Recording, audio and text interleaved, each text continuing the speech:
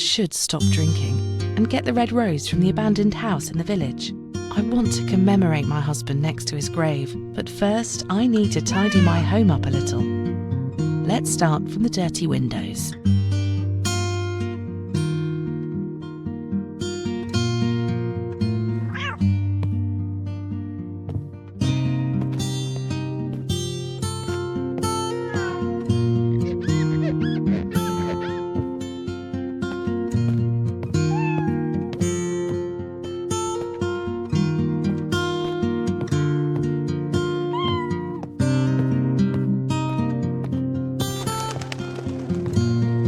There's nothing I can do about the broken glass.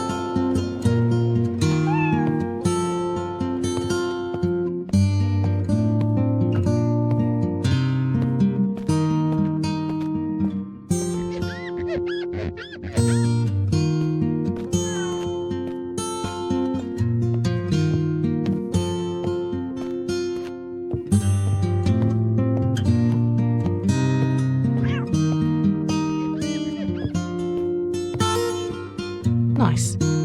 Now fix the alignment of pictures.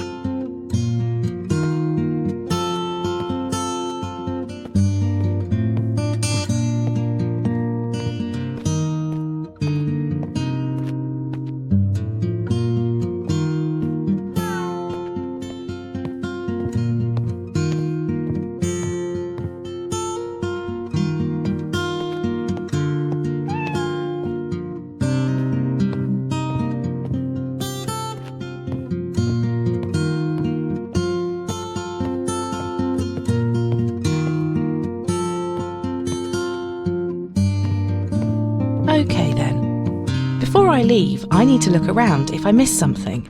After all, I am going on an adventure. Who knows?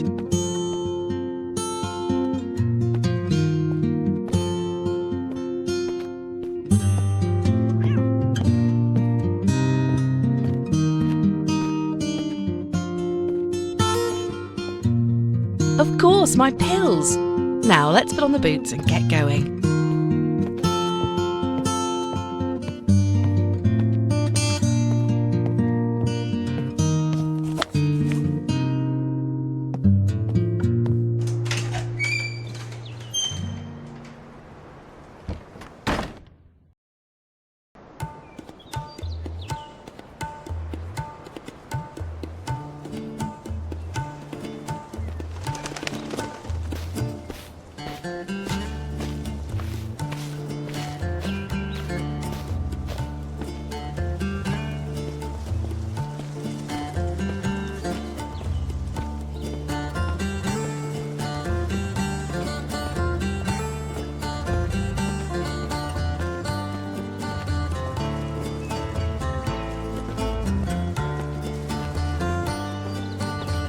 How I wish I could run, but impossible for me with the high heels.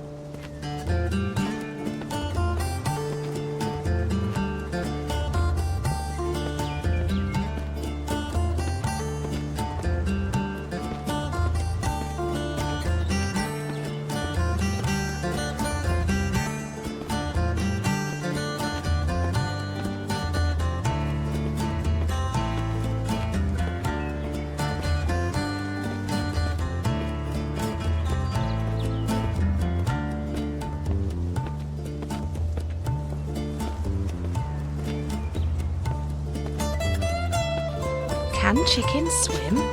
I asked him in a drizzly dawn. Of course, he replied. They can run into water and stay there as much as they want to.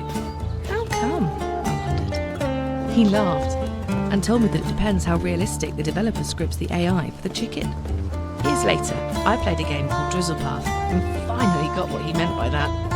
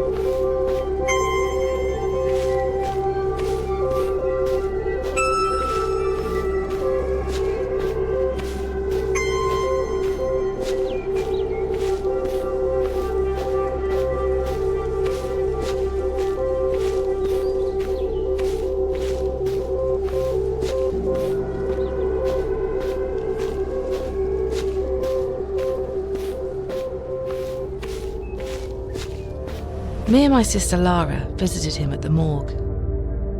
He was just lying without fear of the past. Suddenly, all our memories came to life when I was close to him again. But it was different. He wasn't trying to make me smile like he always did. Maybe he was watching me, trying to tell me something about our last day together. Maybe he was angry about the mistakes I did. I saw him struggling the consequences of ignorance, and I came close to him and whispered, "It is over."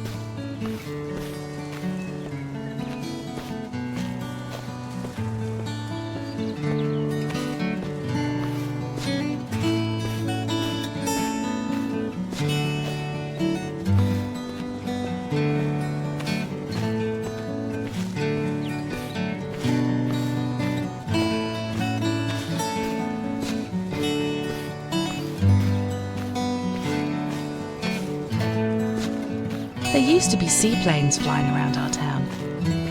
We often enjoyed watching them near the ocean. Eric mentioned that some of them were float planes. I laughed and said they are both the same things. "Nope," he disallowed. "There is a difference. Float planes have pontoons to take off or land on. Their body isn't intended to touch the water." He loved to make me feel ignorant, but I always sorted out by not talking to him for the rest of the day. Then again, he knew how to make me generous one way or another.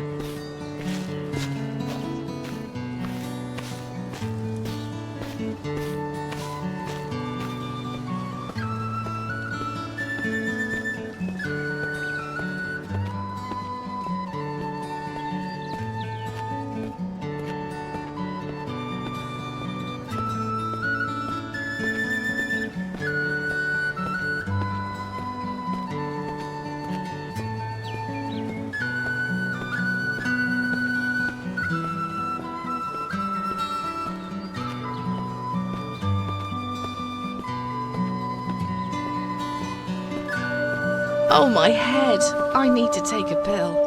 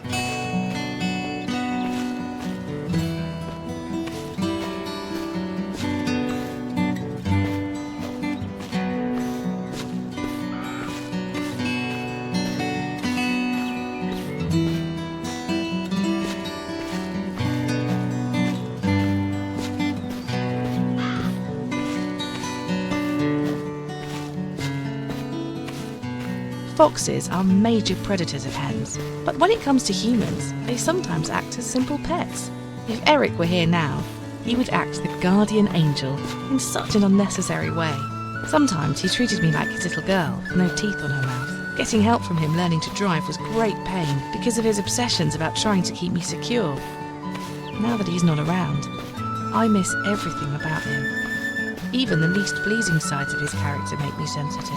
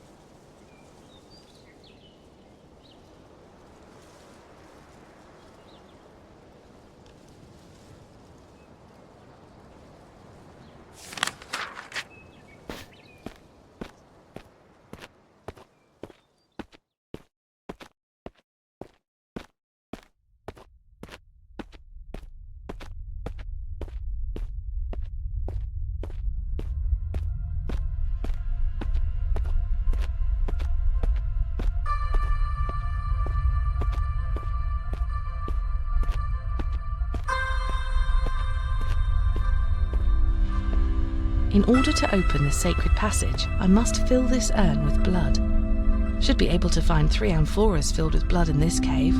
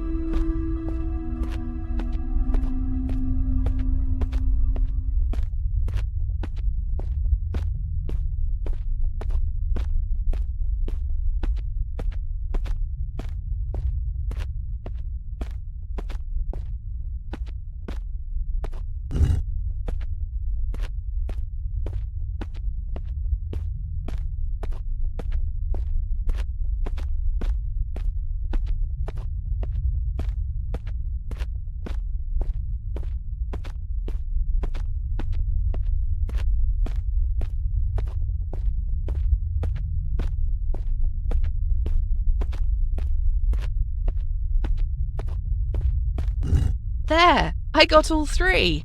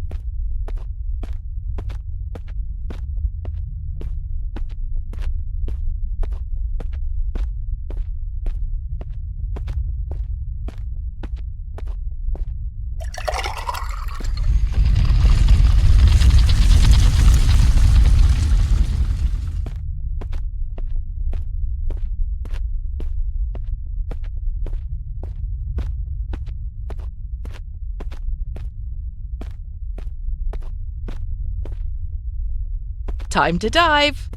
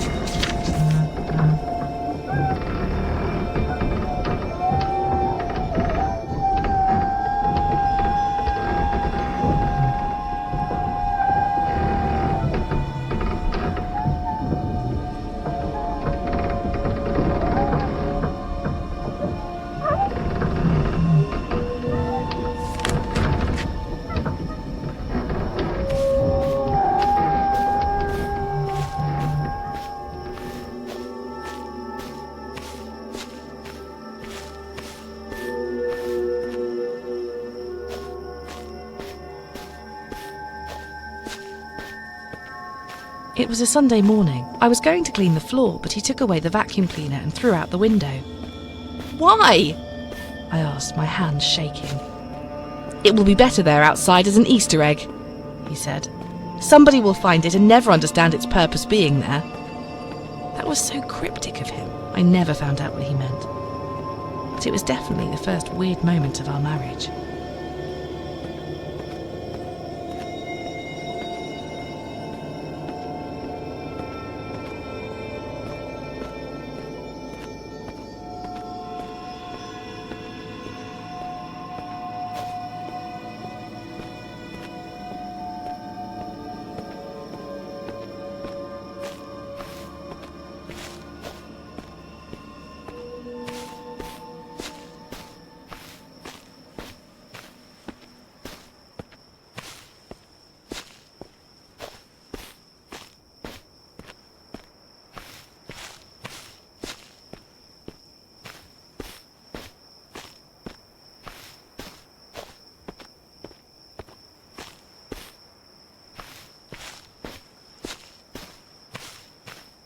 Wind has effect on mechanical elements, just like it has effect on water.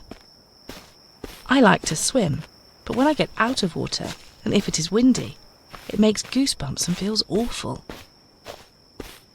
Why am I telling this? I must focus on grabbing the red rose. It should be in the abandoned house. But where was the house? Somewhere in the village that I am getting near. But which house was it? I guess I must try all the doors. They all lock their doors in this hour, but I should be able to open the one door.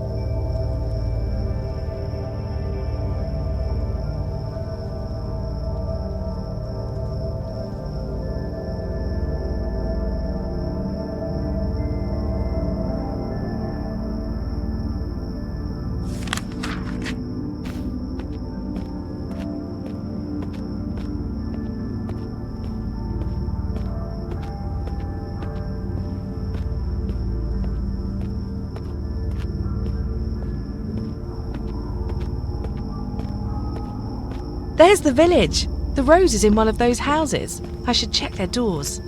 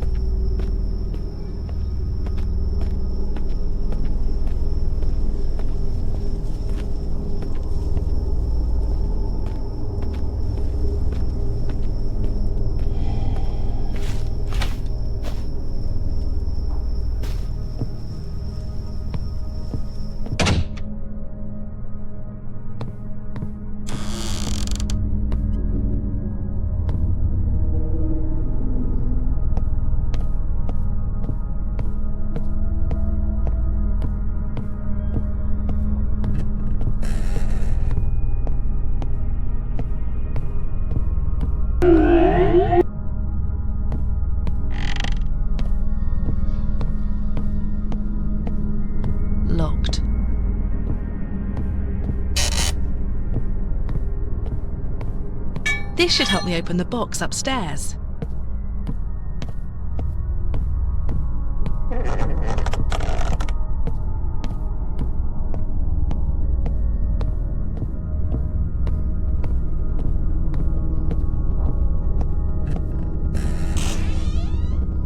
Okay, now I'll grab the rose and leave.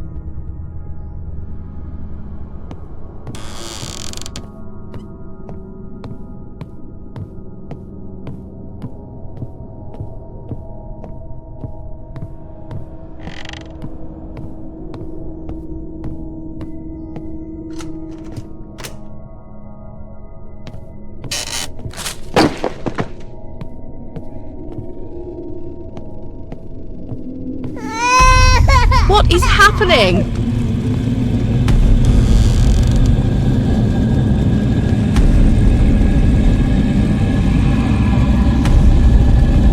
Let's get the heck out of this village.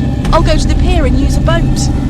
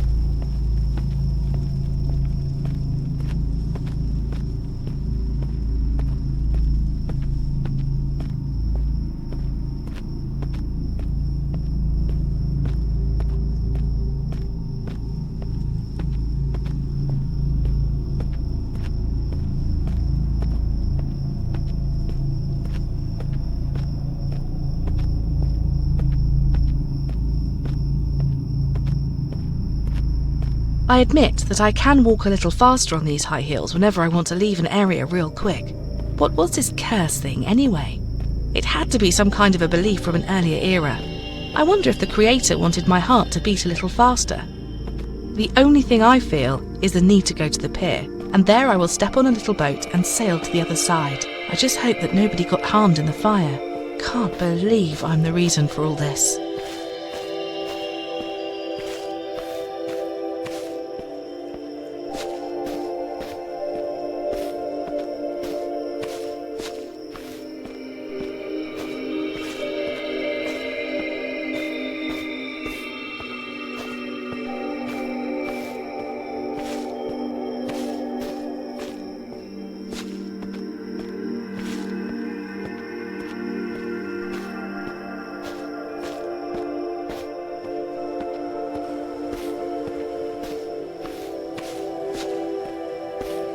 Should I have reported to the fire department?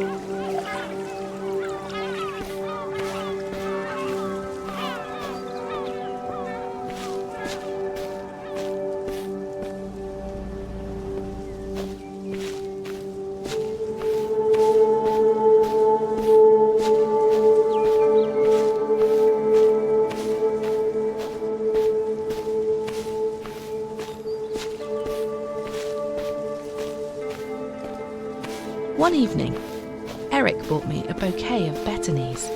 I asked, "From where and why?" He didn't respond to my question, touched my hair, scanned me from head to foot, but still said nothing. Walked away to his studio room, turned on his PC. He started playing his favourite FPS game, Modern Offensive, with blank eyes. After a couple hours, he was done playing, so came back to me and said, "I don't care about the violence in games, just wish it was only in virtuality. Maybe it's time we go to bed now." He was a difficult person to understand.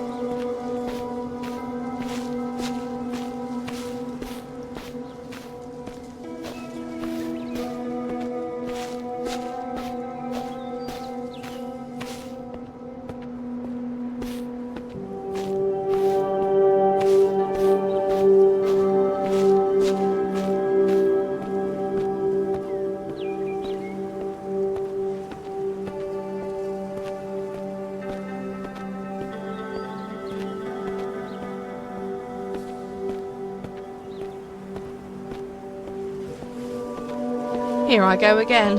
Where's that freaking pill?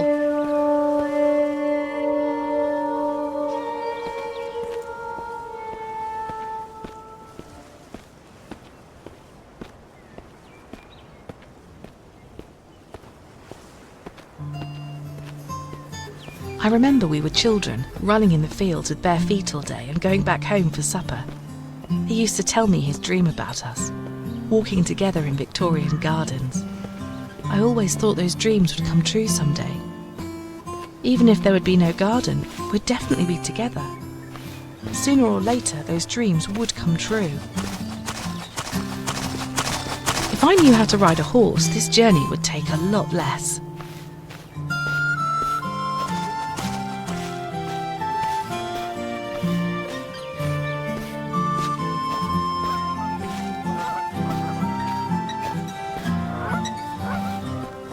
I heard there are new F12 model cameras. Should give it a try someday.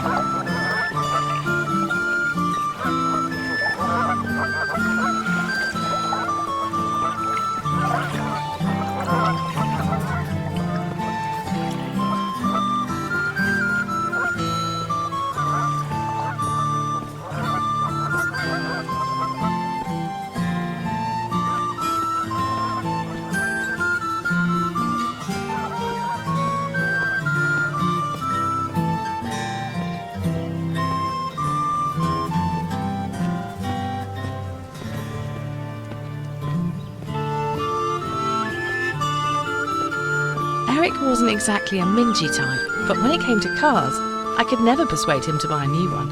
He loved his old wreck, said his father gave it him on his 18th birthday right after he graduated.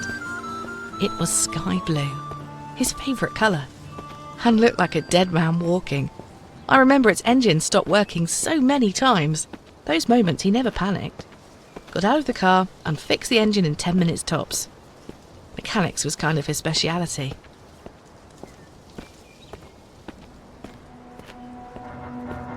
At the college, we were at the same class. One day it was literature exam, and the teacher was about to see him cheating from the book. I saw that and started to sing with a loud voice. The teacher got mad and took my paper, so Eric got enough time to copy all the answers to his paper. Later he couldn't decide to whom he had to feel more guilty, but when the school ended and I failed the class,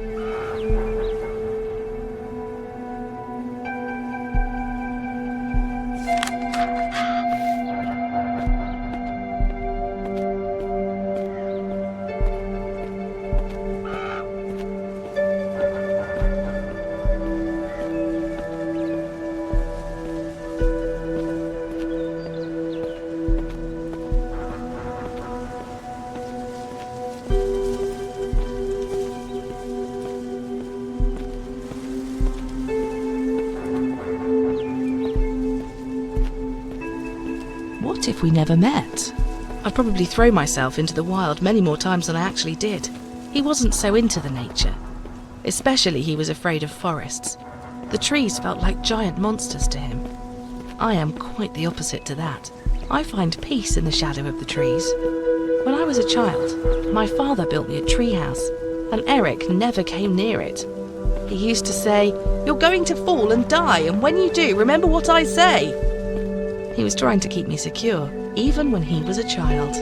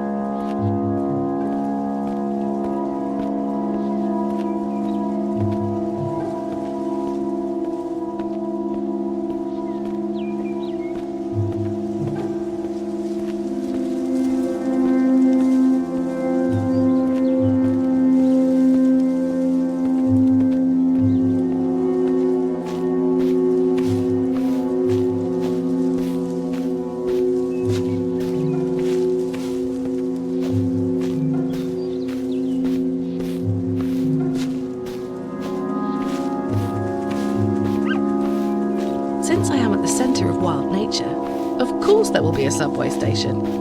I'll have a look inside.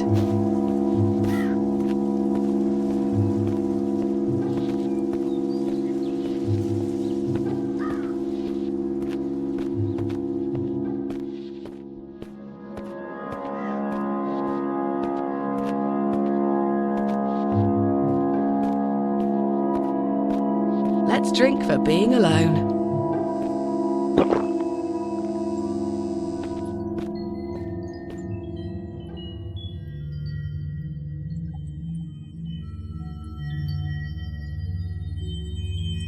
What is this place?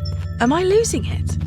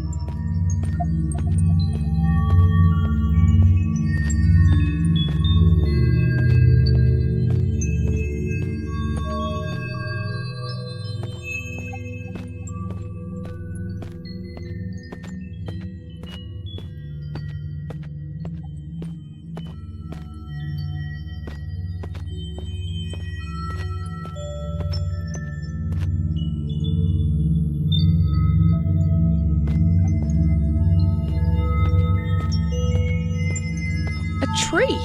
Makes no sense. I think I'm going to fast forward from here to the hill where the grave is.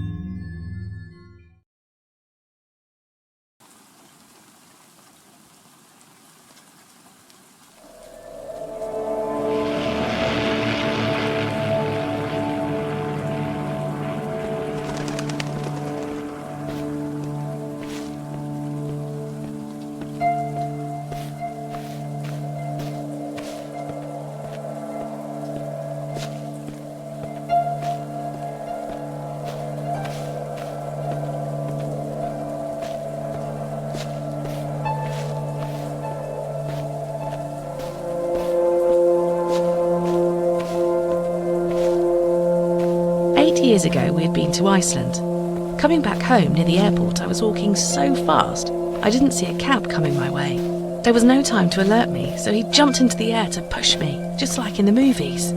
Naturally, we both ended up in the hospital with a total of 6 broken bones. It was nice listening to his dreams every day in the bed. Mr. Adams, the doc, didn't want to discharge us from the hospital for some reason.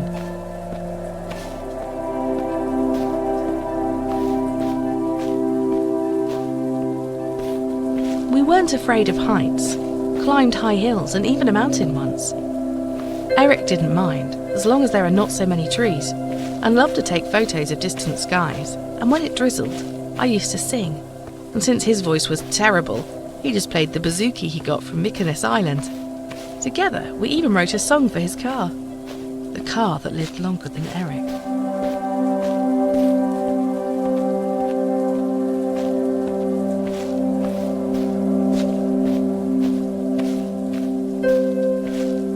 On a rainy day, we were going to visit Lara's. While Eric was driving, I asked him, "What if lightning strikes the car? Will the tyres protect us?"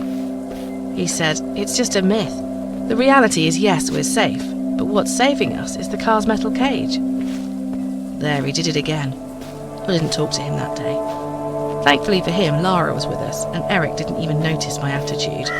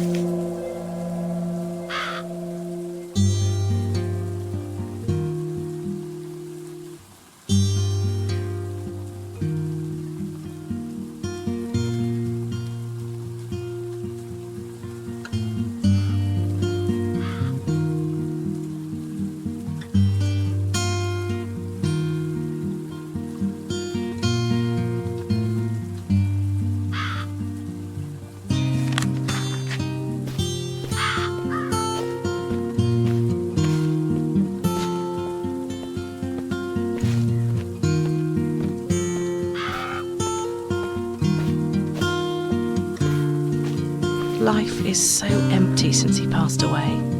Everything feels like going up the hill, and I feel so close to the end. Am I ever going to see you again? Honestly, I'm not sure about what would have been my wish, and I don't know if you want to see me wherever you are. Deep inside, I miss you so much, but I try hard not to. Life changes all of us, but some things are always the same. Can being a bad dev who can't script proper AI be an achievement for anyone? If it was 2 years ago, I couldn't find the right answer for that.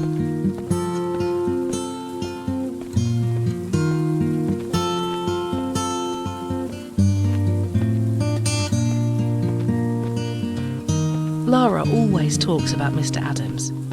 She says the guy is so cool. But Eric used to mock Lara about it. He said, the only way you talk to him is to get hit by a car. Eric loved to make Lara frustrated. Even when she was at college, he used to steal her books and return them after exams. I used to talk to him a lot about the situation, but he kept on resisting. Nothing changed, even though long years have passed in our lives.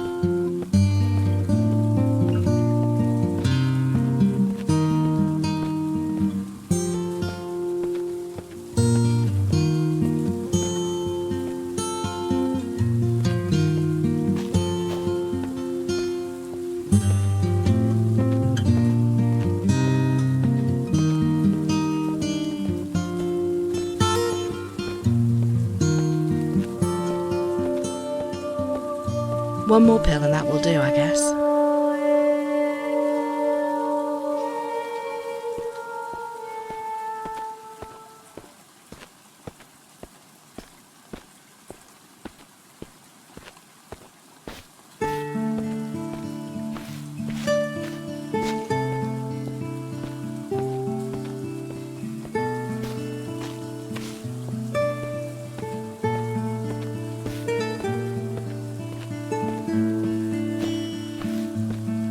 Seaplanes, cars, bazookies, and so many more. It's been so long since I lost him, but it feels like everything reminds me of him. I'm here, and he's on the other side. There is just one bridge between us, and it's called death. I'm not afraid of seeing the other side, even if there is no return, and all my senses tell me that it is near. Should I pay him a visit? Would he want that? Sooner or later, I will find out.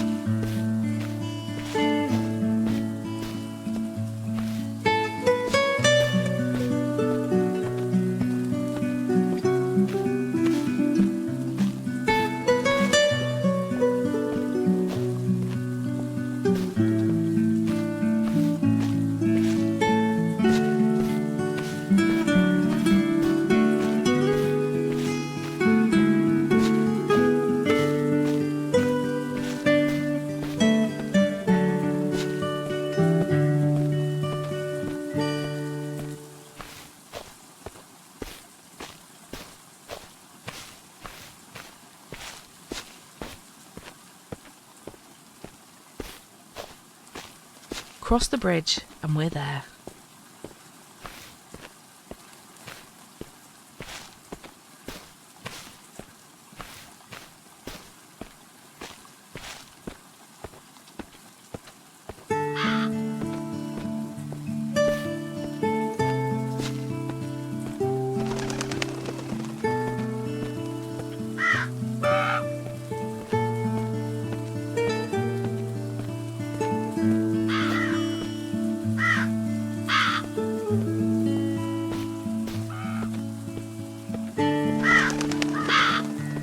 Let's find the grave, since I totally forgot which one it was.